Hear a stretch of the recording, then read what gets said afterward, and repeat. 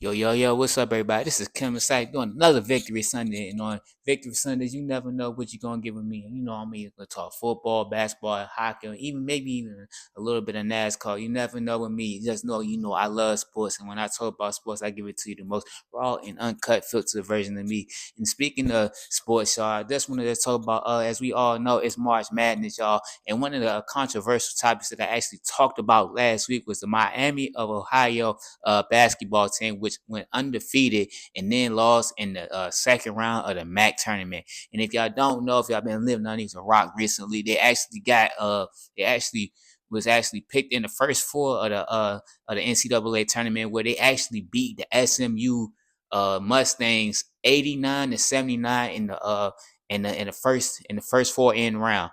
And then they actually and actually as we are shooting, as damn, I kind of messed up a little bit. But as we are shooting, they actually just lost to the Tennessee Vols by the score of 78-56.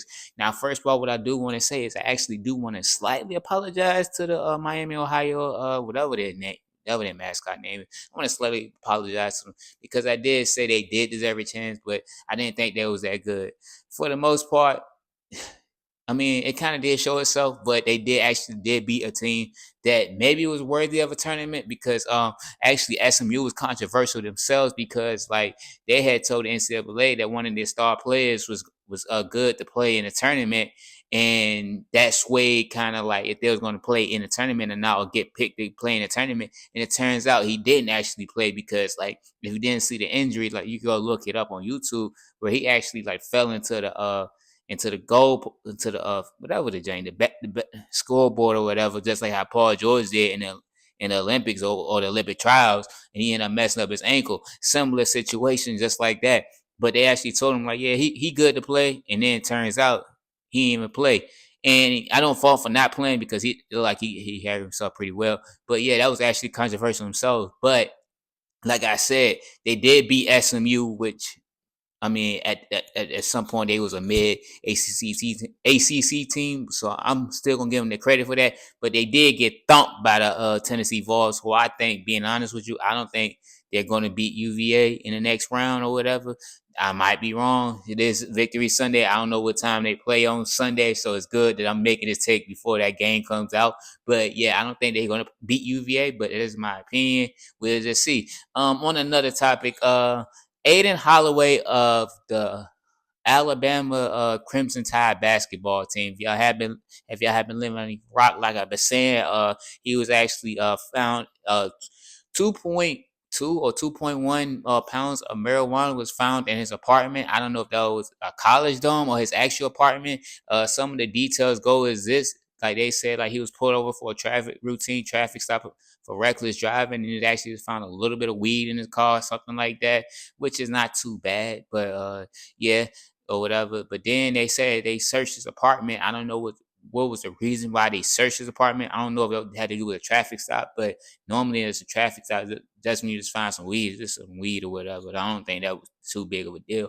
But yeah, they said they searched his apartment. They found 2.1 or 2.2 grams of weed. They actually said this is where alarming stuff comes in. That they said they found like Ziploc bags and some weed paraphernalia, and then they found promethazine. Now, what the hell you doing with promethazine? I know you was like smoking a little weed, but found promethazine, and they're just like, yo, like they saying like, yo, like this is like a class C felony, like, cause they thinking this is what his intent to distribute. When he just saying like he's smoking like 2.1 or 2.2 pounds of weed, like that's crazy. Like he must got Wiz Khalifa lungs or something like that, or he just be holding on to his weed because like 2.2 pounds of weed, y'all. I don't think I know how much that is. That's 32 ounces of weed. Don't ask me how I know. Just know that I just know, and I ain't gonna do it, disclose that anymore. But yeah, but that's like 32 ounces of weed. That's a lot of weed, bro. Like, damn, like that's a lot of weed for you to be smoking. Now you buying that for everybody. Uh I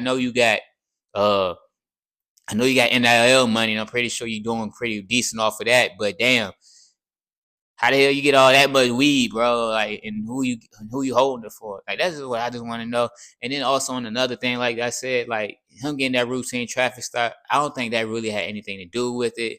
I don't know if but like I also said, I don't know if he lives on campus, because if he lives on campus, then man, he pretty much hot. Just because, like, I'm gonna tell y'all from personal experience living on campus, like that's the college, that's a college that's a college property, y'all. And I'm gonna tell you like this: they'll search your stuff regardless, like whatever. They don't need paperwork for that. So like you was thinking like you could have anything and everything on that college campus.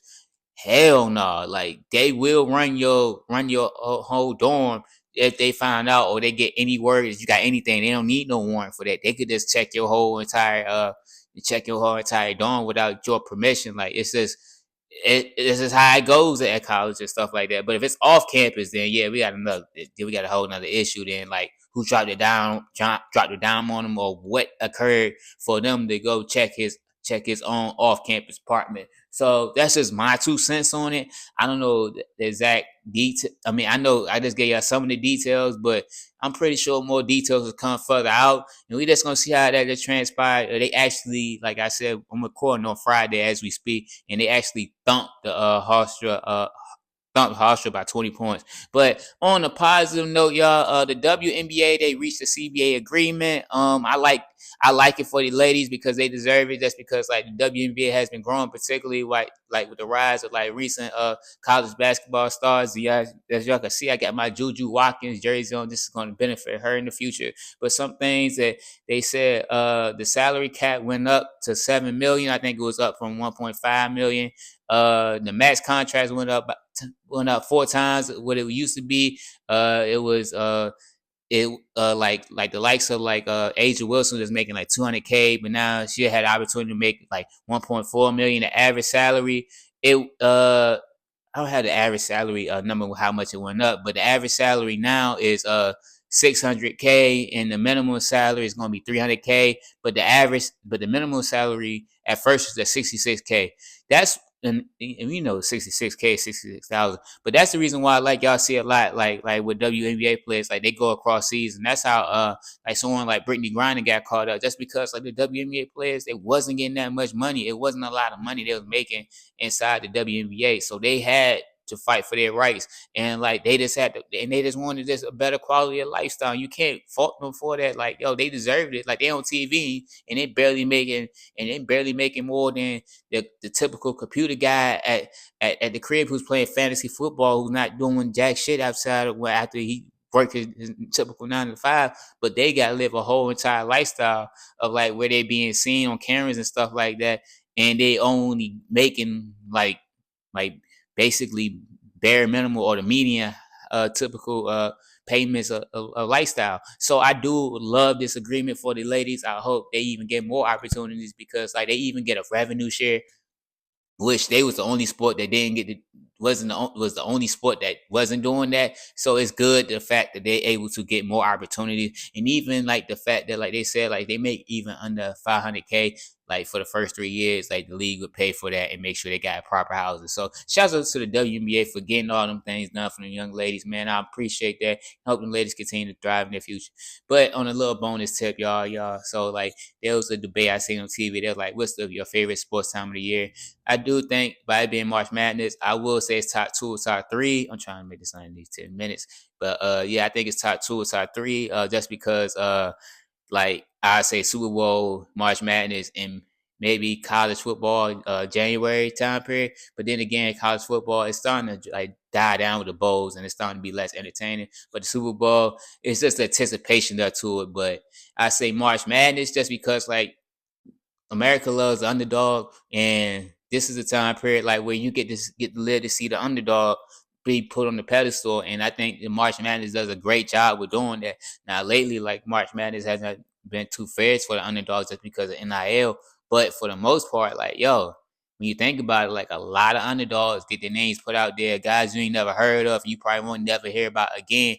Their names get put on a pedestal for March Madness. So I will definitely say it's definitely top two or top three. Somebody said something about the NBA playoffs. The NBA playoffs kind of mid to me, or the first week, just because like that first game don't sway too much, but that first.